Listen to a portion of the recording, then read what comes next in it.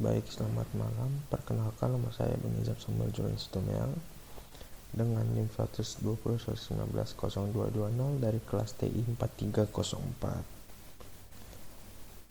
Pada kesempatan kali ini, izinkan saya untuk membahas sedikit mengenai permasalahan ekonomi Islam di Indonesia.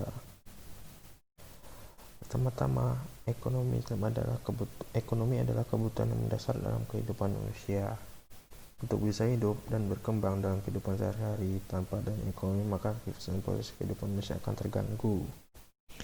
Di sini saya akan menjelaskan sedikit tentang pengertian ekonomi Islam. Ekonomi Islam itu suatu ilmu pengetahuan sosial yang di dalamnya mempelajari tentang masalah-masalah ekonomi masyarakat yang berbasis Islam. Nah, ekonomi Islam sendiri bertujuan agar dapat terpenuhi sebuah kebutuhan manusia, bukan hanya satu orang, melainkan semua umat manusia di muka bumi ini, agar supaya mencapai kesejahteraan sosial tentunya.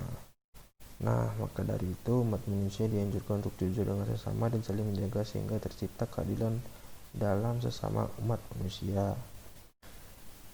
Maka dari itu dalam hal ini juga posisi Islam dalam ekonomi itu untuk memenuhi kebutuhan dasar anggota masyarakat, dan masyarakat tidak boleh berlebihan untuk atau pemborosan baik individu ataupun masyarakat, karena dilarang oleh Islam. Islam juga memberikan jaminan sosial yang didasarkan pada dua basis doktrin ekonomi Islam. Yang pertama yaitu wajibnya timbal balik masyarakat, dan yang kedua yaitu hak manusia terhadap sumber daya yang meliputi kekayaan dan kekuasaan yang dikuasai oleh negara.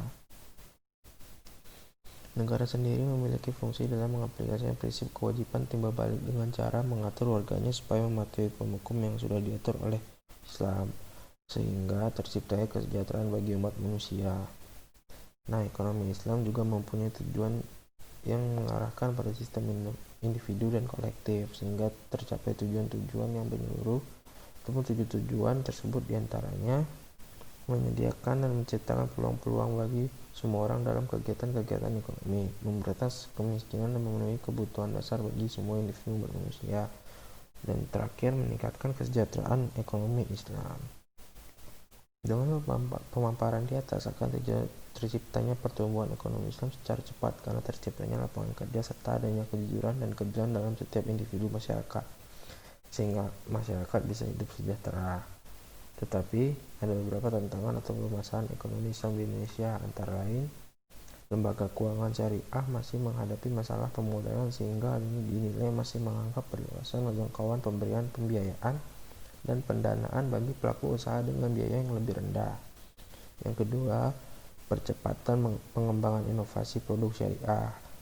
Yang ketiga, pentingnya untuk terus mendorong pengembangan SDM di sektor ekonomi syariah. Dan yang terakhir, keterbatasan infrastruktur di ekonomi dan keuangan syariah.